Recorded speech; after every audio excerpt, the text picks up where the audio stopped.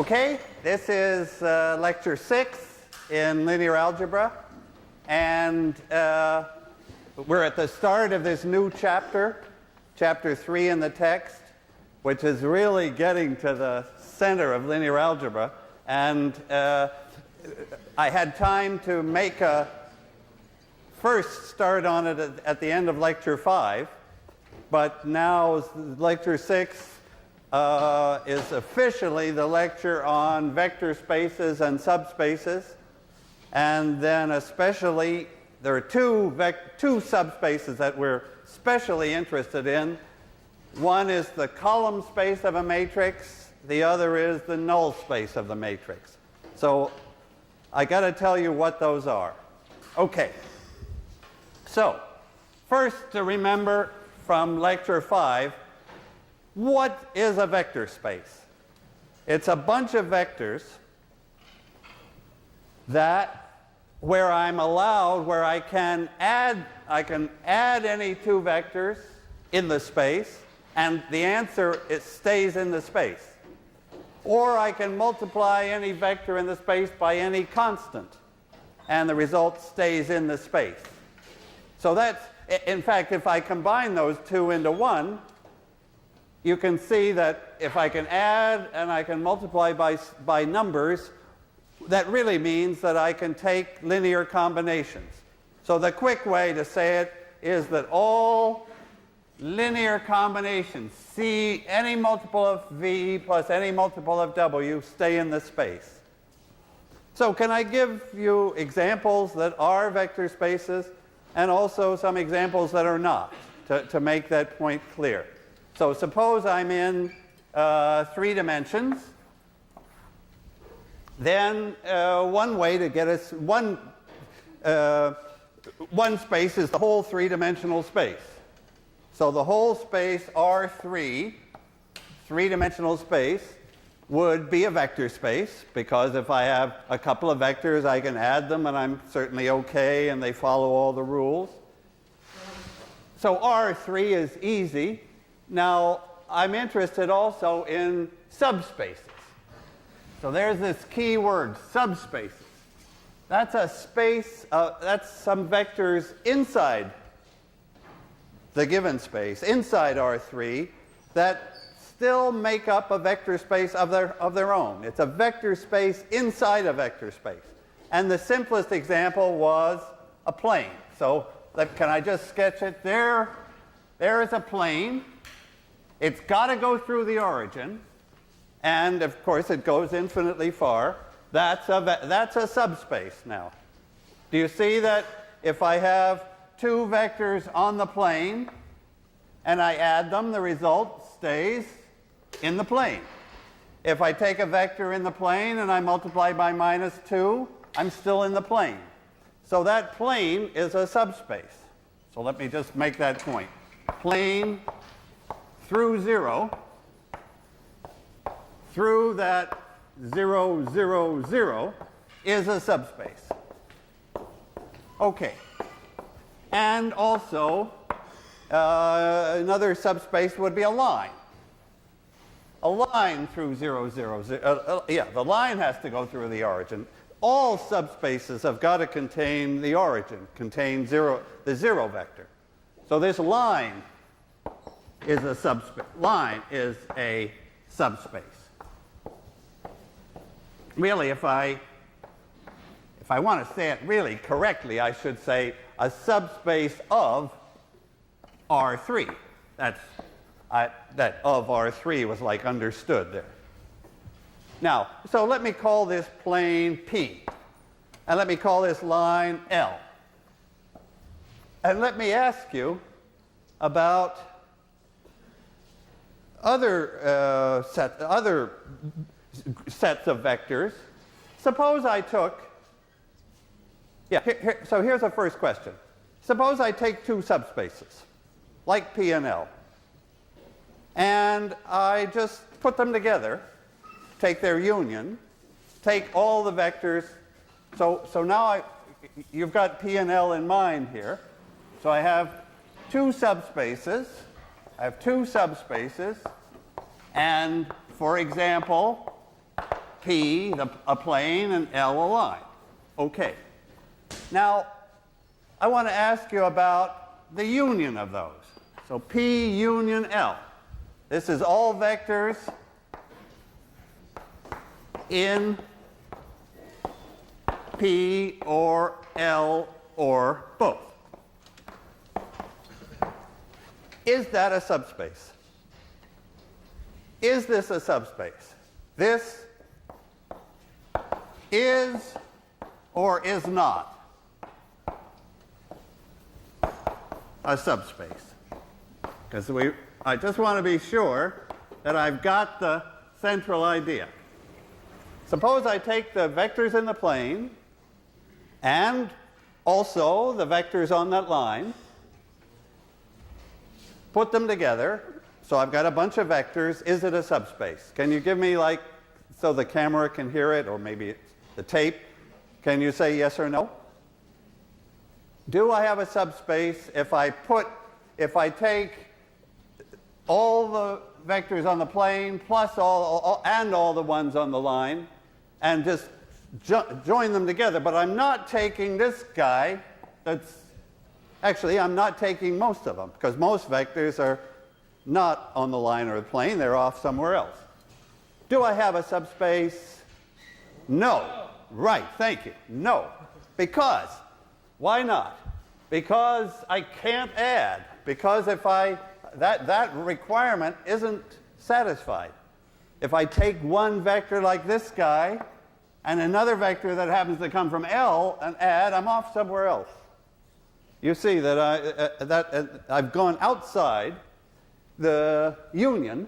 If I just add something from P and something from L, then normally what will happen is I'm outside the union, and I don't have a subspace. So the correct answer is not. Okay, now let me ask you about the other thing we do is take the intersection. So what does intersection mean? Intersection means all vectors that are in both P and L. Is this a subspace? Yeah, so I guess I want to go back up to the same question. This is or is not a subspace. And you can answer the question first for this particular example, this picture I drew.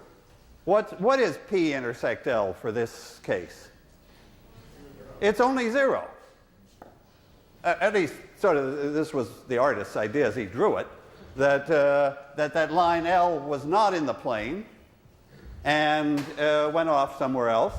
And then the only point that was in common was the 0 vector. Is the 0 vector by itself a subspace? Yes, absolutely. And what about if I don't have this plane and this line, but any subspace and any other subspace? So now can I ask that question for any two subspaces? So maybe I'll write it up here. If I'm strong enough. Okay, so this is the general question. I have subspaces, say S and T. And I want to ask you about their intersection, S intersect T, and it is a subspace. Do you see why? Do you see why? If I take the vectors that are in both of the subspaces, so that's like a smaller set of vectors probably, because we've added requirements. It has to be in S and in T. How do I know that's a subspace? Can we just think through that abstract stuff and then I get to the examples? Okay, so why? Suppose I take a couple of vectors that are in the intersection. Why is the sum also in the intersection? Okay, so let me give a name to these vectors. Say V and W. They're in the intersection, so that means they're both in S. Also means they're both in T. So what can I say about V plus W? Is it in S? Yes, right? If I take two vectors V and W that are both in S, then the sum is in S because S was a subspace. And if they're both in T and I add them, then the result is also in T because T was a subspace. So the result, V plus W, is in the intersection. It's in both, and requirement 1 is satisfied. Requirement 2 is the same. If I take a vector that's in both, I multiply by 7. 7 times that vector is in S because the vector was in S. 7 times that vector is in T because the original one was in T. So 7 times that vector is in the intersection. In other words, when you take the intersection of two subspaces, you get probably a smaller subspace, but it is a subspace. Okay. So that's like sort of just emphasizing what these two requirements mean. Again, let me circle those because those are so important. The sum and the scalar multiplication, which combines into linear combinations. That's what you have to do inside the subspace. Okay, on to the column space. Okay, so my lecture last time started that and I want to continue it. Okay, column space of a matrix of A. Okay, can I take an example? Say 1, 2, 3, 4. 1, 1, 1, 1. 2, 3, 4, 5. Okay. That's my matrix A. So it's got columns. 3 columns. Those columns are vectors, so the column space of this A, let's stay with this example for a while. The column space of this matrix is a subspace of R what? So what space are we in if I'm looking at the columns of this matrix? R4, right? These are vectors in R4. They're 4-dimensional vectors. So it's this column space of A is a subspace of R4 here, because A is a 4 by 3 matrix. This tells me how many rows there are, how many components in a column, and so we're in R4. Okay, now what's in that subspace? So the column space of A, it's a subspace of R4. I call it the column space of A, like that. So that's my little symbol for some subspace of R4. What's in that subspace? Well, that column certainly is. 1, 2, 3, 4. This column is in, this column is in, and what else? So it's got the columns of A in it, but that's not enough, certainly. Right? I don't have a subspace if I just put in 3 vectors. So how do I fill that out to be a subspace? I take their linear combinations. So the column space of A is all linear combinations of the columns. And that does give me a subspace. It does give me a vector space, because if I have one linear combination and I multiply by 11, I've got another linear combination. If I have a linear combination and I add to another linear combination, I get a third combination. So this is like the smallest space. Like it's got to have those 3 columns in it. Then it has to have their combinations, and that's where we stop. Okay. Now, I'm going to be interested in that space. So get some idea of what's in that space. How big is that space? Is that space the whole 4-dimensional space? Or is it a subspace inside? Can you, let me just see if you can I mean, we can get a yes or no answer sometimes without being ready for the complete proof. What do you think? Is the subspace that I'm talking about here, the combinations of those three guys, does that fill the full four-dimensional space? Maybe yes or no on that one? No. No. Somehow our feeling is, and it happens to be right, that if we start with three vectors and take their combinations, we can't get the whole four-dimensional space. Now, so somehow we get a smaller space, but how much smaller? That's okay. That's going to come up here. That's not so immediate. Let me first make this critical connection with linear equations, because behind our abstract definition we have a purpose, and that is to understand AX equal B. So suppose I make the connection. Does AX equal B always have a solution for every B? Have a solution for every right-hand side?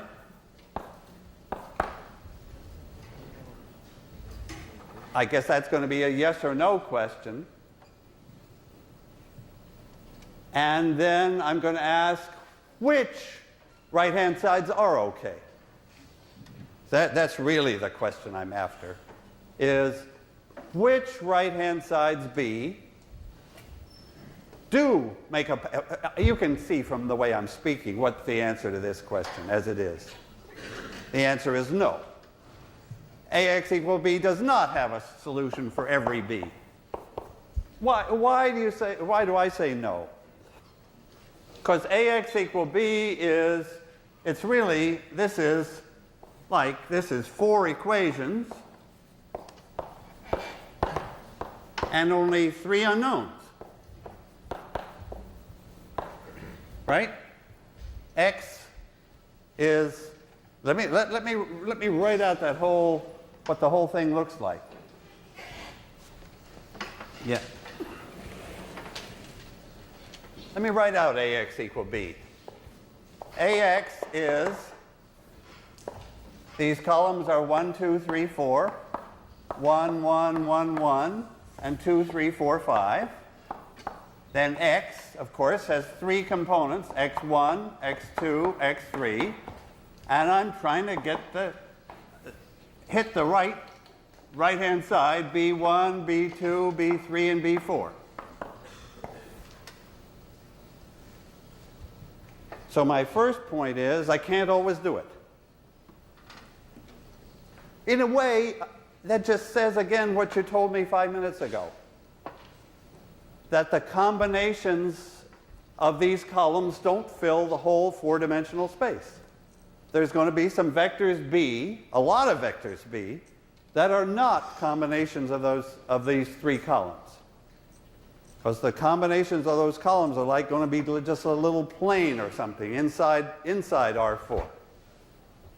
Now, and you see that I do have four equations and only three unknowns. So, like anybody is going to say, no, you dope, you can't usually solve four equations with only three unknowns. But now I want to say, sometimes you can. For some right-hand sides, I can solve this. So that's the bunch of right-hand sides that I'm interested in right now. Which right-hand sides allow me to solve this? This is the question for today. It's going to have like a nice, clear answer. So my question is, which vectors B allow this system to be solved? And I want to ask you, so that's like, gets two question marks to indicate this is the important question. Okay, first, before we give a total answer, give me just a partial answer. Tell me one right-hand side that I know I can solve this thing for. So, all zeros. Okay, that's the guaranteed. If b's were all 0, then I know I can solve it. Let the x's all be 0, no problem. Okay, so that's always okay. Ax equals 0, I can always solve. Now, tell me another right-hand side. Just a specific set of numbers for which I can solve these 4 equations with only 3 unknowns. But if you give me a good right-hand side, I can do it. So tell me one. 1, 2, 3, 4. Can I solve? Is that a good right-hand side? Can you solve? Can you find a solution that x1 plus x2 plus 2x3 is 1, 2x1 plus x2 plus 3x3 is 2, and 2 more equations? So I'm asking you to solve in your head within 5 seconds 4 equations in 3 unknowns, but you can do it because the right-hand side is like showing up here. It's one of the columns. So tell me what's the x that does solve it. 1, 0, 0. 1, 0, 0 solves it. Because, well, you can multiply this out by rows, but oh God, it's much nicer to say, okay, this is 1 of this column, 0 of this, 0 of this, so it's 1 of that column, which is exactly what we wanted. Okay, so there is a b that's okay. Now tell me another b that's okay, another right-hand side that would be all right. Well, all ones? Actually, and then what's the solution in that case? 0, 1, 0, thanks. And in fact, it's much like one way to do it is think of a solution first, right? And then just see what b turns out to be. What b turns out to be, right. Okay. So I think of a solution. So I think of an x. I think of any x1, x2, x3. I do this multiplication, and what have I got? Now I'm ready to answer the big question. I can solve ax equal b exactly when the right-hand side b is a vector in the column space. Good. I can solve ax equal b when b is a combination of the columns, when it's in the column space. So let me write that answer down. I can solve ax equal b exactly when b is in the column space. Let me just say again why that is. Because the column space, by its definition, contains all the combinations. It contains all the AXs. The column space really consists of all vectors A times any X. So those are the B's that I can deal with. If B is a combination of the columns, then that combination tells me what X should be. If B is not a combination of the columns, then there is no X. There's no way to solve AX equal B. Okay. So the column space is really that's really why we're interested in this column space, because it's the central guy. It says when we can solve, and so we got to understand this column space better. Let's see. Do I want to think Yeah, somehow. Oh, well, let's just, as long as we've got it here, what do I get for this particular example? If I take combinations of this and this and this, I'll tell you the question that's in my mind. It's not even proper to use this word yet, but you'll know what it means. Are those three columns independent? If I take the combinations of the three columns, does each column contribute something new? Or not? So that if I take the combinations of those three columns, do I get some three-dimensional subspace? Do I have three vectors that are independent, whatever that means? Or is one of those columns contributing nothing new, so that actually only two of the columns would have given the same column space? Yeah, that's a good way to ask the question. Finally, I think of it. Can I throw away any columns and have the same column space? Yep. Yes. And which one do you suggest I throw away? 3.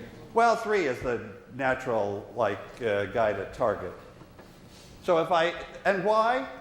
Because what's so bad about 3 here? Column 3. It's the sum of these, right? So it's not, if I have combinations of these two and I put in this one, actually, I don't get anything more. So later on, I will call these pivot columns. And the third guy will not be a pivot column in this, with those numbers. Now, actually, but honesty makes me ask you this question. Could I have thrown away column 1? Yes, I could. I could. So when I say pivot columns, my convention is, okay, I'll keep the first ones as long as they're not dependent. So I keep this guy, he's fine, he's aligned. I keep the second guy, it's in a second direction. But the third one, which is in the same plane as the first two, gives me nothing new, it's dependent in the language that we will use, and I don't need it. Okay. So I would describe the column space of this matrix as a two-dimensional subspace of R4. A two-dimensional subspace of R4. Okay. So you're seeing how these vector spaces work, and you're seeing that some idea of dependence or independence is in our future. Okay. Now I want to speak about another vector space, the null space. So again, I'm getting a little ahead because it's in section 3.2, but that's okay. All right, now so I'm ready for the null space. Let me keep the same matrix. And this is going to be a totally different subspace. Totally different. Okay. Now, so let me make space for it. Now, here comes a completely different subspace. The null space.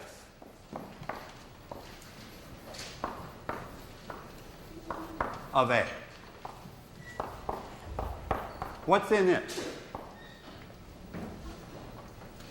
It contains not right-hand sides B. It contains x's. It contains all x's that solve this word null is going to, that's the key word here, meaning 0.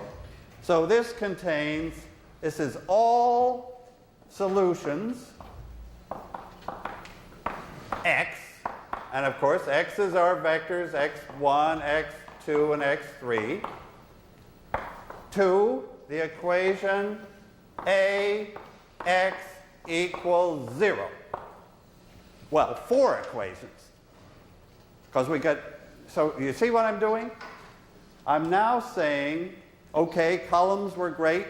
The column space we understood. Now I'm interested in x's. The only b I'm interested in now is the b of all zeros. The right-hand side is now 0. And I'm interested in solutions. X's. So where is this null space for this example? These X's have 3 components. So the null space is a subspace. We still have to show it is a subspace of R3. So this is, and we will show. So these vectors X, this is in R3, where the column space was in R4 in our example.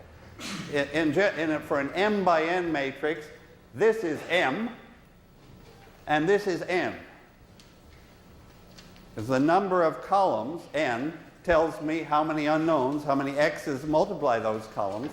So it tells me the big space, in this case R3, that I'm in.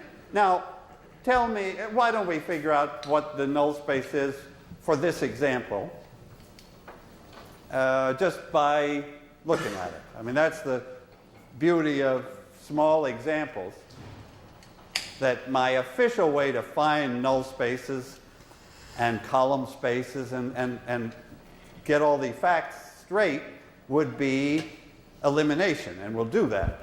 But with a small example, we can see what's going on without going through the mechanics of elimination. So this null space.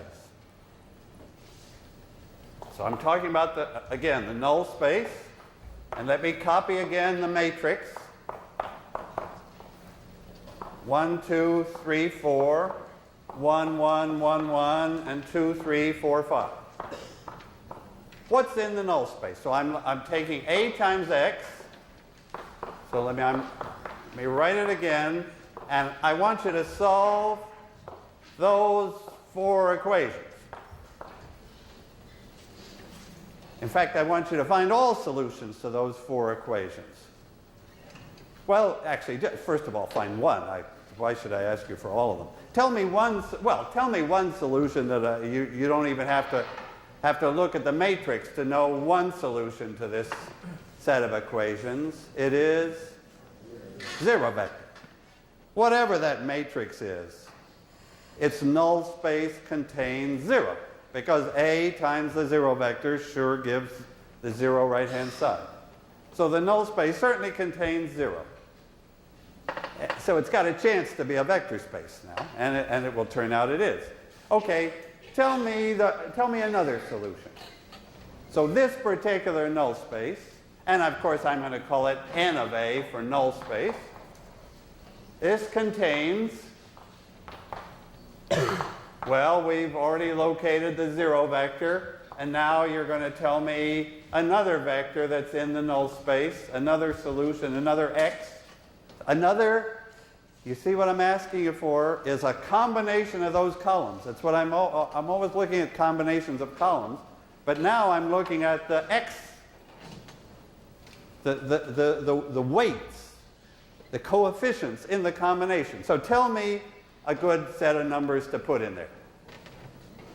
1, 1, 1 minus 1. Thanks.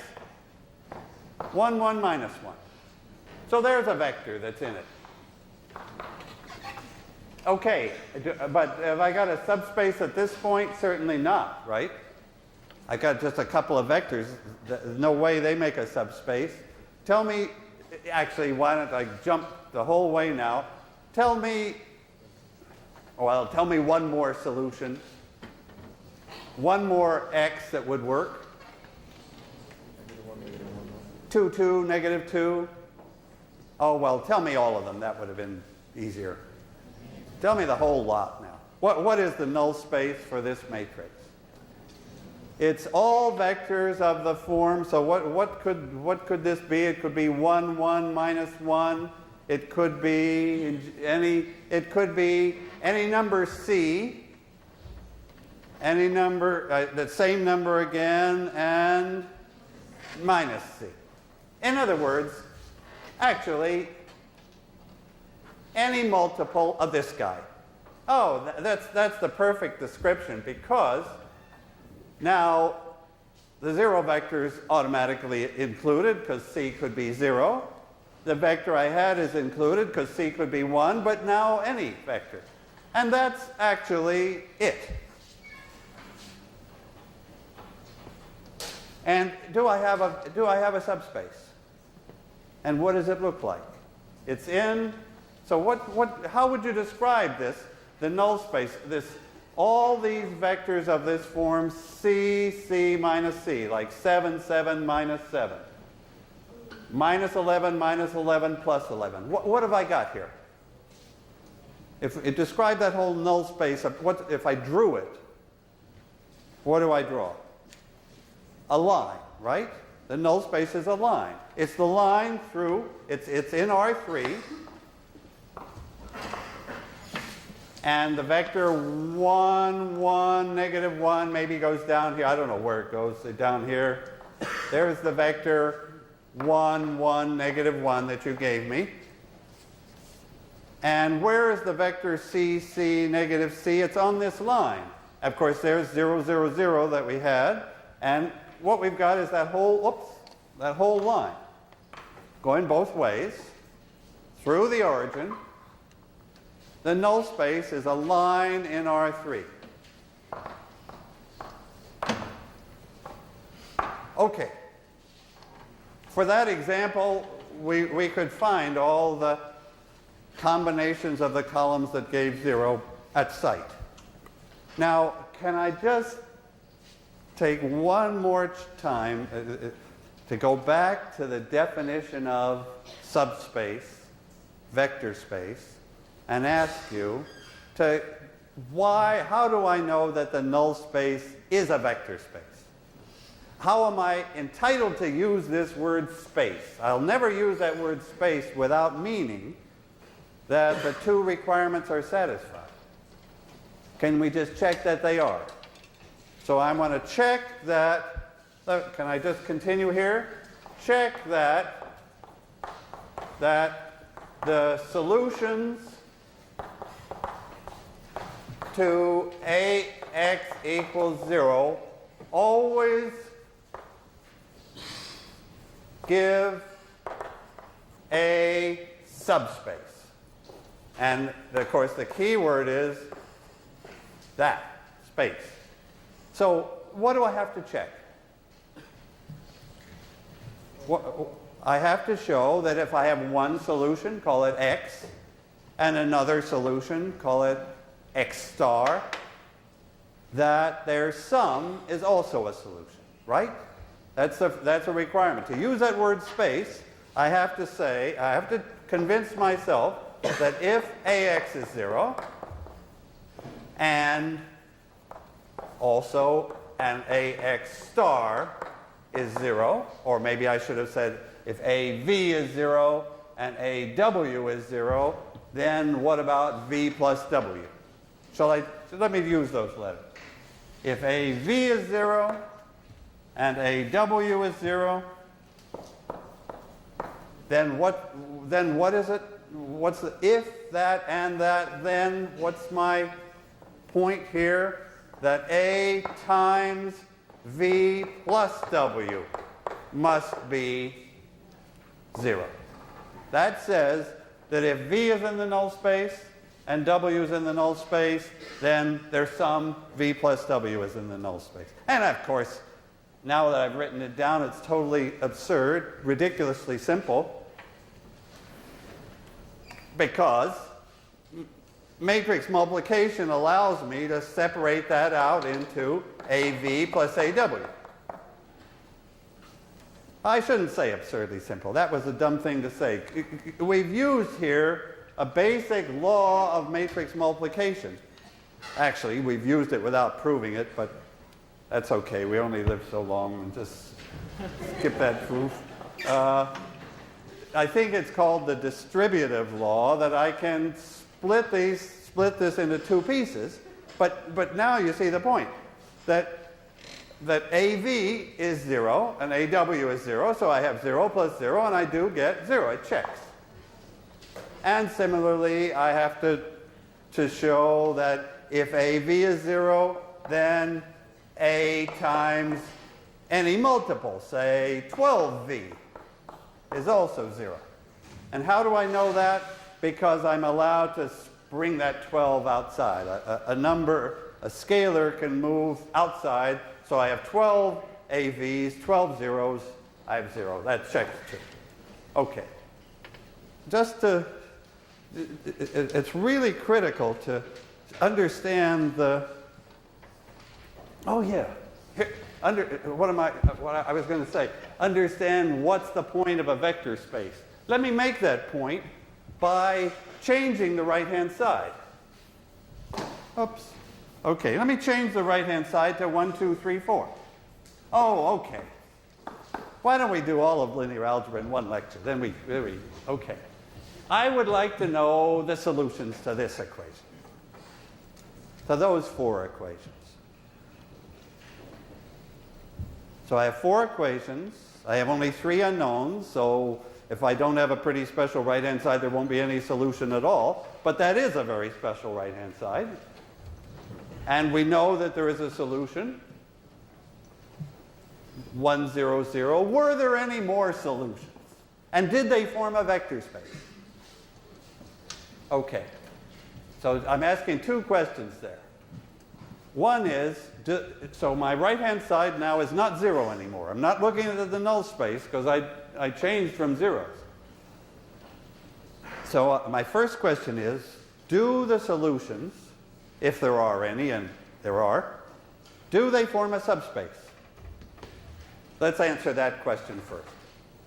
Yes or no? Do I get a subspace if I look at the solutions to, let me go back to x1, x2, x3.